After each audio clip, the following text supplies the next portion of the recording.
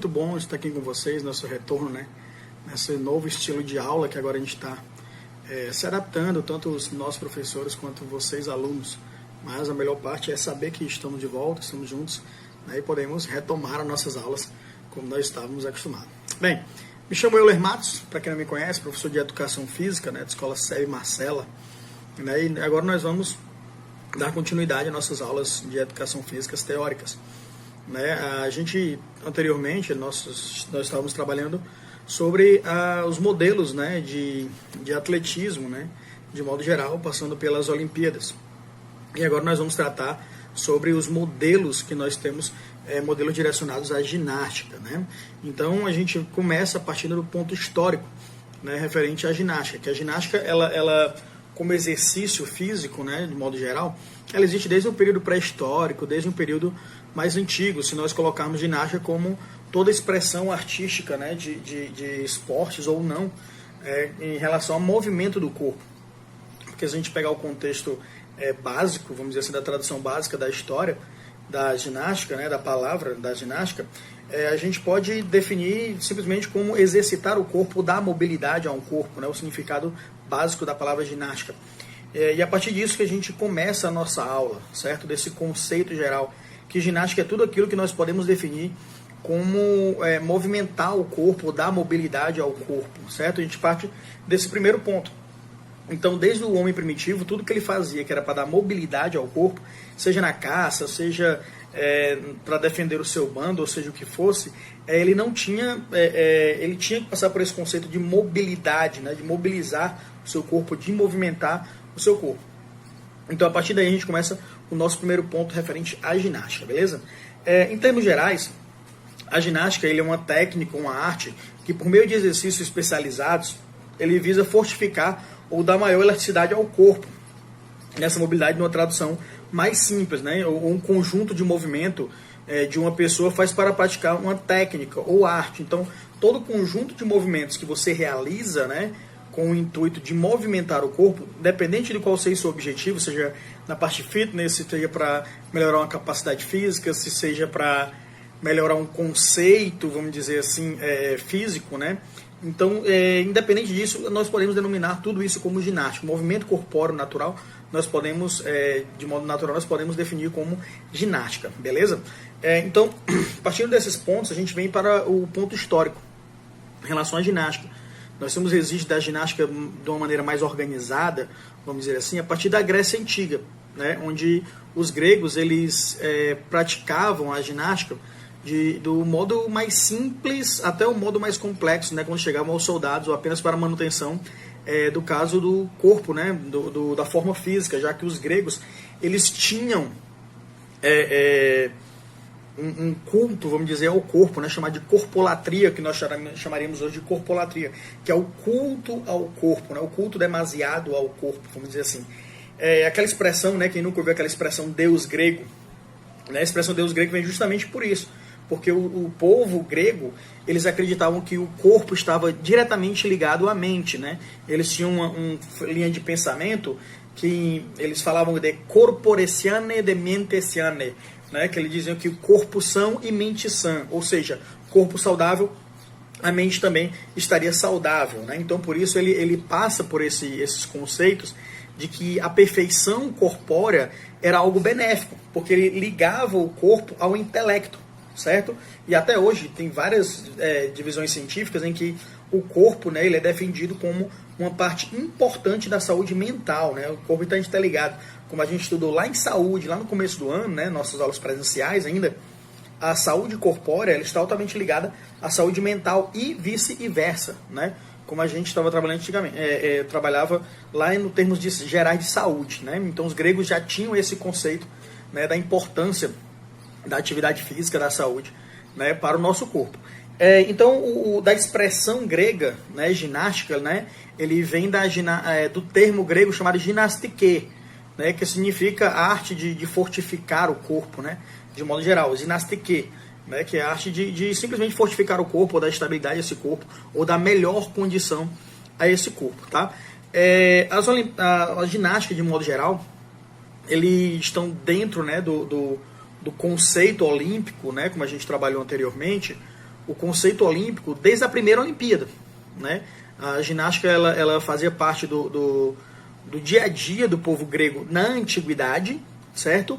E detalhe, lembrando que a ginástica ela não fazia parte, tá, dos Jogos Olímpicos da antiguidade.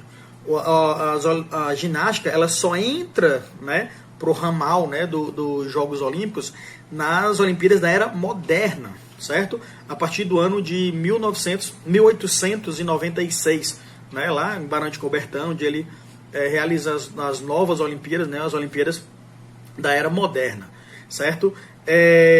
E uma curiosidade, né, apesar das Olimpíadas terem começado a usar a ginástica no ano de 1896, apenas do ano de 1928, né, é que as mulheres começaram a fazer parte das Olimpíadas dentro da ginástica. Até então, só os homens participavam, né, da ginástica. Foi nas Olimpíadas de Amsterdã, né, que as mulheres começaram a participar. Então fica como conceito para a gente que os homens começaram já na primeira participação das Olimpíadas da Era Moderna, né, em 1896, e as mulheres elas só entraram nas Olimpíadas de Amsterdã em 1928, certo? Que fique bem claro para a gente. A ginástica ela é uma prática de esporte que se divide em duas, né? A gente tem que ter dois conceitos, vamos dizer assim, para a ginástica. A gente tem a ginástica competitiva e nós temos as ginásticas não competitivas, tá? A gente tem que saber diferenciar já esses dois conceitos. As ginásticas competitivas, elas são diretamente ligadas àquele conceito geral de ginástica, onde o importante é o vencer, né? Aí nós vamos colocar ginástica rítmica, ginástica artística, ginástica de trampolim, e algumas outras nós vamos ver um pouquinho mais na frente. Mas só para ficar dado esse conceito, que nós vamos definir na ginástica entre competitivas e não competitivas. Essa é a primeira divisão que nós temos que saber sobre ginástica, certo? Que a ginástica divide entre competitivas e não competitivas. A parte competitiva, como o próprio nome fala, é aquela ligada a competições, campeonatos, certo? E as não competitivas são aquelas direcionadas a áreas da saúde ou bem-estar, ok? E também pode ser direcionado à beleza do corpo. Ok? Então as não competitivas, elas se preocupam com saúde, bem-estar, tá? E beleza corpórea, né? A beleza do corpo, ok? Então, e as demais, elas se tratam, né, muito mais do lado competitivo, né? Elas vão entrar naqueles esportes olímpicos, elas vão entrar naqueles esportes, nas modalidades em que o conceito, né, de participação ele não é bem visto, né? Na verdade, o conceito competitivo ele vai ser melhor visto nesses padrões de competição, certo? Na ginástica competitiva, ok? Nós temos, dentro desses tipos de ginástica, né, as competitivas e não competitivas, nós podemos, dentro das competitivas, nós podemos definir elas ou separá-las em 5 principais, certo? Que são as ginásticas acrobáticas, ginásticas aeróbicas, ginásticas artísticas, ginásticas rítmicas e ginásticas de trampolim, tá? Essas são 5 modalidades como nós podemos ter de exemplo, né, como as modalidades, né, que são competitivas, tá? Então essas nós encontramos elas em campeonatos mundiais, nós encontramos elas nas próprias Olimpíadas, tá? E porque o fruto delas, vamos dizer assim, é a busca por melhores resultados, né, em relação a essas modalidades. Elas não estão ligadas, né, diretamente, vamos dizer assim, a preocupação delas não é com saúde, a preocupação delas não é com a parte estética. As ginásticas competitivas, elas têm uma função, vamos dizer assim, direta, né, de se preocupar simplesmente com o fator competição, certo? O bem-estar físico não é uma dos quesitos que ela procura estabelecer. Até porque, né, como nós falamos já em outras aulas anteriores, onde há esporte de alto rendimento, onde há competição, não há saúde, né? A gente pode tirar aí pela vida dos atletas que são vidas curtas, vamos dizer assim, né? Por conta disso, por conta que o esporte de competição ele vai desgastar muito, ele vai transformar o seu corpo, sua forma física, né? Vamos dizer assim, ele vai lhe desgastar mais do que lhe dar coisas boas. Isso no esporte dentro da competição. Já no esporte a ginástica não competitiva, né? Vamos colocar assim, o feito dela, né, é querer que você tenha o máximo, né, de longevidade em relação à vida, em relação à sua saúde. Né? Esse é o principal conceito da ginástica não competitiva. Né? A não competitiva ele visa a sua saúde, como nós falamos anteriormente. Alguns exemplos de ginásticas não competitivas. Nós temos as ginásticas de academia, nós temos as danças, as aulas de zumba, por exemplo, nós temos uma simples caminhada, né, pode ser dado como um tipo de ginástica não competitiva, né, entre outros conceitos mais básicos. Então, vamos ficar com os mais simples, né, para a gente não complicar. Então, a gente fica com ginásticas de academia, como exemplo da não competitiva, ginástica de academia, as aulas de dança, as aulas de zumba, né, que estão na moda, né? Algumas aulas de treinamento funcional também pode ser colocado dentro desses conceitos, ok? E para a nossa aula de hoje, a gente sobre o TD que vocês receberam, né, lá nos grupos da escola, os TDs os TDs de hoje eles tratam-se de ginástica artística, não é isso? Que também é conhecida como ginástica olímpica, né?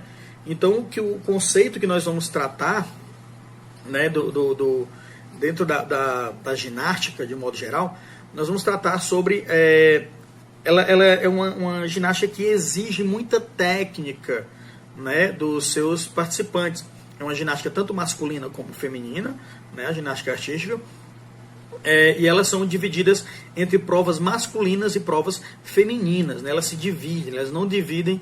Algumas provas elas têm até uma certa semelhança, mas elas são bem definidas e separadas pelo nível de técnica, o nível de esforço, né? E elas se dividem justamente porque algumas trazem um pouco mais de graciosidade aos movimentos, né? São movimentos mais bonitos de se ver, e outras eles trazem movimentos com mais técnicas de força, que esses são deixados para os homens, né? E as de mais graciosidade, vamos dizer assim, ficam com as mulheres, ok? Os homens executam provas, né? Os exemplos das provas que os homens executam, temos aí as argolas, as provas de barra, o cavalo com alça, o salto sobre a mesa, né, e o solo, né, são as provas que os homens fazem a participação. Fica aí a dica para vocês de fazerem também uma espécie de atividade para que vocês busquem essas imagens, ok? Já fica como atividade também. Busquem essas atividades, esses modelos que eu estou falando para vocês, né, no Google Imagens, mesmo só para vocês terem o conhecimento, ok?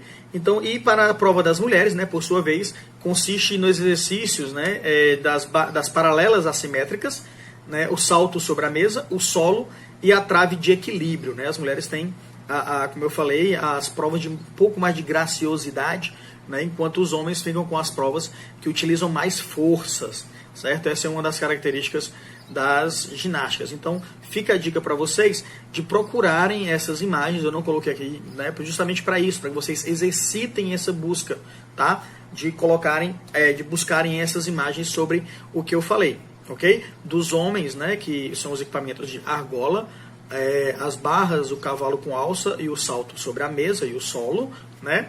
E das mulheres, que são as paralelas assimétricas, o salto sobre a mesa, o solo e a trave de equilíbrio. Então busquem essas imagens, tá? Fica como exercício para vocês, beleza?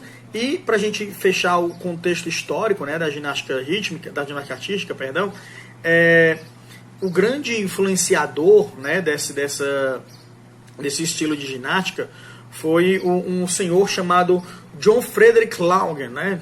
O John Frederick Lauger, ele foi o grande incentivador, né, dessa modalidade, e principalmente porque ele utilizava espaços naturais, né, como florestas, parques, né, e eles utilizavam as copas das árvores, né, alguns galhos de árvores, para que os seus alunos se exercitassem, né, e essa era uma das grandes, como é que eu posso dizer, era uma das grandes características, né, desse período, da ginástica nesse período.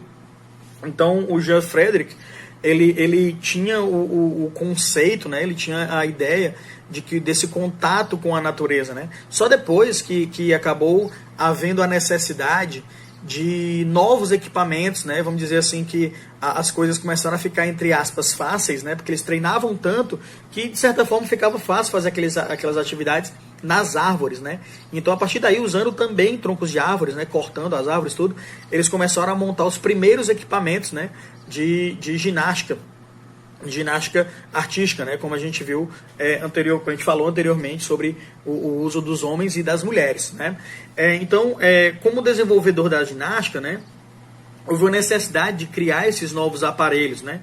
E foi aí que ele foi começando a se modernizar, vamos dizer assim, a ginástica, e ela evoluiu de uma forma bem rápida, certo? Até como nós conhecemos hoje, ok? Então, a partir daqui, a ginástica, então, ela torna-se, né, uma modalidade olímpica, né? Hoje ele é uma modalidade olímpica, né? E também de muito sucesso, né? Nosso país, ele detém algumas medalhas olímpicas já direcionadas, né? Como nós temos aí atualmente o Arthur Zanetti, né? O Arthur Nori, né? O Diego Hipólito, por exemplo. Das mulheres nós temos a Daniela Hipólito, nós temos a Daiane dos Santos, que são grandes atletas brasileiros da ginástica, que fizeram história para o nosso país, conseguindo algumas medalhas olímpicas. Beleza, galera? Bem, galera, aqui fica o nosso resumo, né, sobre ginástica. O resto do conteúdo está no nosso TD e também tem a atividade que foi passada a vocês, beleza? Enviem as atividades, por favor, evitem atrasar as atividades para que a gente possa garantir as notas de vocês, beleza? Galera, muito obrigado, estudem sempre. E outra, cuidem-se, viu? Cuidem-se. O momento não é propício, né, para a gente estar brincando tanto, mas, por favor, cuidem-se. Estamos torcendo por vocês, torcendo pelo nosso retorno, ok? Muito obrigado pela participação de todos, muito obrigado pela atenção de vocês. Morrendo de saudade de vocês, tá? De verdade, vocês sabem que isso é verdade, tá? Tchau, gente, até mais.